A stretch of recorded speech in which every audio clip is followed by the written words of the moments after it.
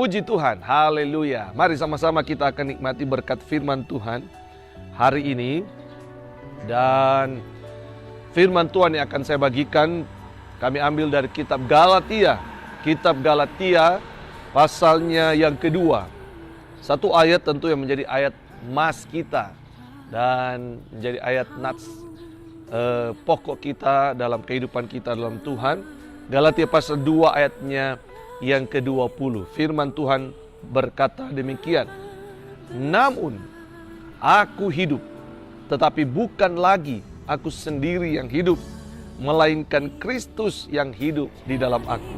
Dan hidupku yang kuhidupi sekarang di dalam daging adalah hidup oleh iman dalam Anak Allah yang telah mengasihi aku dan menyerahkan dirinya untuk aku. Puji Tuhan, haleluya. Ayat ini tentu menjadi ayat yang luar biasa manakala kita mau menjadi seorang pribadi yang benar-benar hidup di dalam Yesus, hidup di dalam Tuhan. Perhatikan baik-baik ayat ini lagi, bukan aku sendiri yang hidup, melainkan Kristus yang hidup di dalam aku. Wow, apakah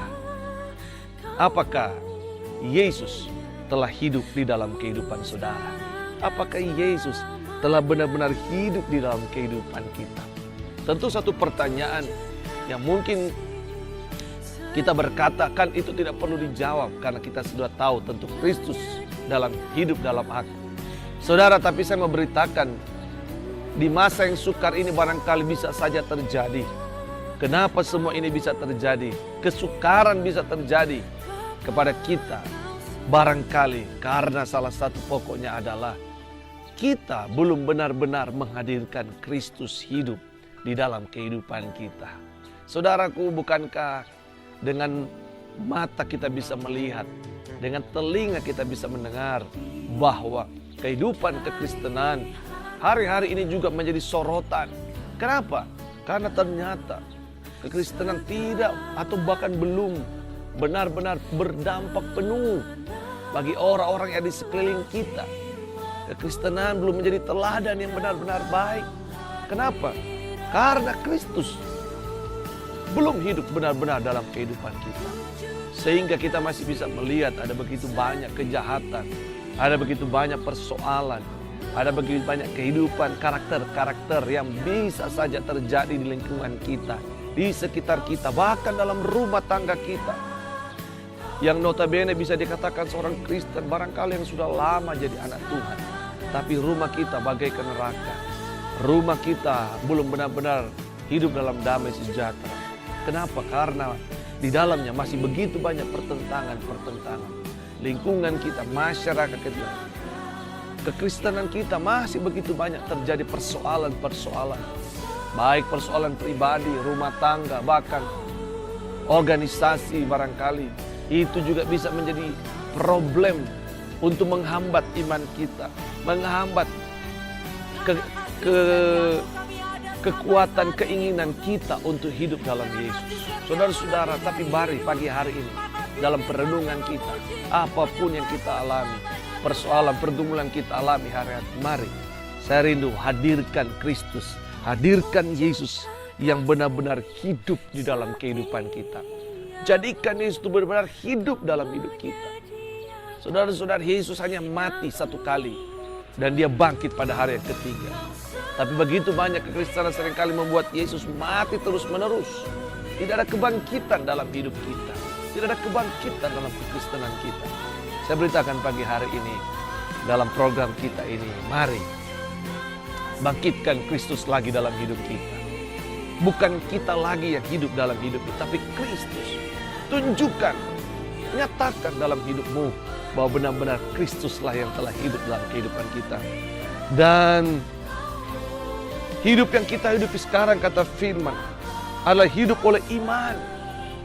Bukan lagi dalam daging, kata firman. Hidup sekarang dalam daging. Maafin malah berkata bahwa hidup sekarang bukan lagi dalam daging. Walaupun kita memang masih terdiri dari tubuh, daging dan darah.